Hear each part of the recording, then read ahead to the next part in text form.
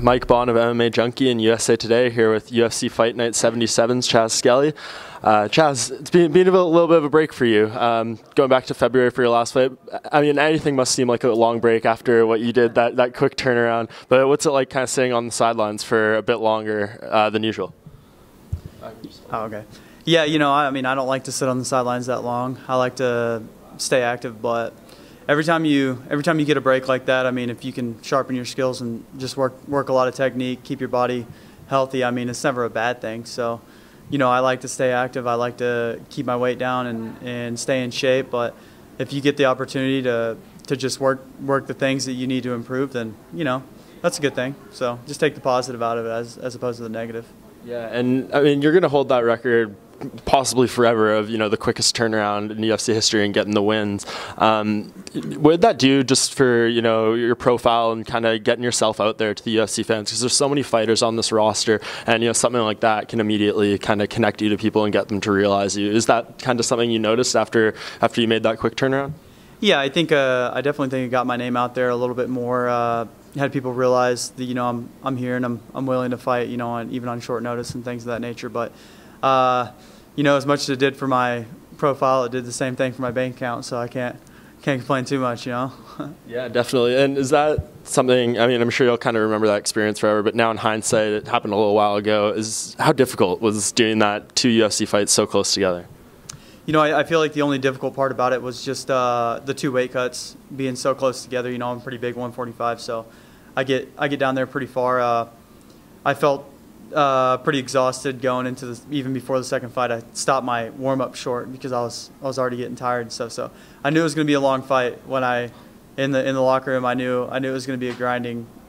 I was looking for a finish. I was hoping I could finish him, but I figured it was going to be a grinding, 15-minute exhausting fight. So, it is what it is. I'm glad I got through it, and I'm just ready to move on.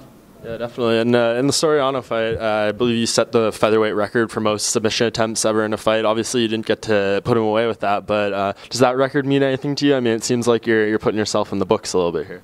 Yeah, it means I'm not finishing submissions well enough.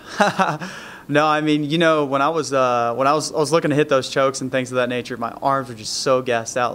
Like I said before I stepped in there, I felt my legs and arms just felt like noodles. So it was, I went hard for a couple of the chokes, but then after that, I'd slap him on and realize that he was probably going to wait till he passed out, and I didn't know if I had the gas in my arms, and figured it was going to be a 15-minute fight, so I needed to kind of save that energy. But I think it just shows that I'm looking to finish. I'm always looking to finish no matter what. So, Yeah, and it seems like, I mean, obviously with the quick turnaround, you said the tough weight cuts, maybe you weren't at 100%. Do you feel, but when you do and go to these fights where you are full training camp and everything, you're kind of delivering really great performances. Is that what you feel like is going to happen here now that you've had, layoff time to work on your skills? You can go in there and kind of show everything you have?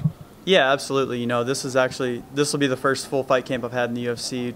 Where I've had a whole camp to prepare. And I think it'll really show in my performance. I plan to go out there and put on a good show. Yeah, what did you make of this matchup, obviously having to come down to Brazil and everything? Some fighters seem to really enjoy that experience, some seem not so much. What's your take on it, and how are you liking it so far, and how are you expecting this fight to go? I love it.